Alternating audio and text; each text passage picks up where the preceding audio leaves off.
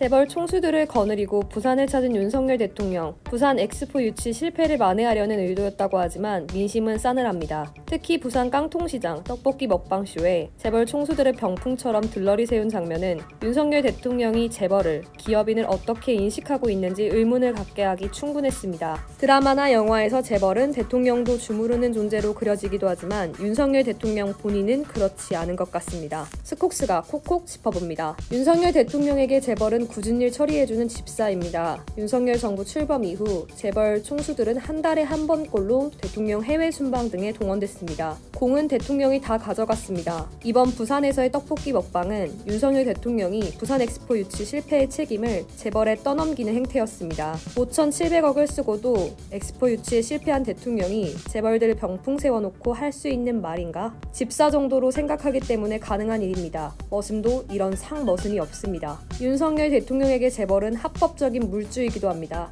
대표적인 사례가 지난 3월 제3자 변제라는 이름으로 확정된 정부의 강제징용 해법입니다. 일본의 전범 기업들이 배상하는 대신 한국 기업들이 출연금을 내서 배상하는 방식입니다. 왜 한국 기업이 책임지냐는 비판에 정부는 물잔의 반을 우리가 먼저 채워 일본 참여를 이끌어낸다는 말로 얼버무렸습니다. 실제로 정부 해법과 별개로 한일 재계가 공동 출연하는 미래기금이라는 재단이 만들어졌지만 일본 측에서는 지난 9개월 동안 출연금 10억 원 외에 한 푼도 더 보태지 않았습니다. 호구도 이런 호구가 없습니다. 마지막으로 윤 대통령에게 재벌은 수틀리면 언제든지 구속시킬 수 있는 피해자일 수 있습니다. 박근혜 당시 대통령에게 제공한 뇌물을 밝혀내기 위해 이재용 삼성 회장의 가업승계 과정을 파헤쳐서 구속시킨 사람이 윤석열 대통령입니다. 롯데 신동빈 회장도 윤석열 대통령이 팀장으로 있던 특검에서 구속돼 징역 2년 6개월을 선고받고 복역했습니다. 국가 경제를 이끌어 나가는 재벌 총수들이지만 검찰 특수부 칼날 앞에서는 모두 엎드렸습니다. 재벌을 집사로, 물주로 여기는 인식이 어디에서 왔는지 짐작할 수 있는 대목입니다. 이게 사실이라면 조폭도 이런 조폭이 없습니다.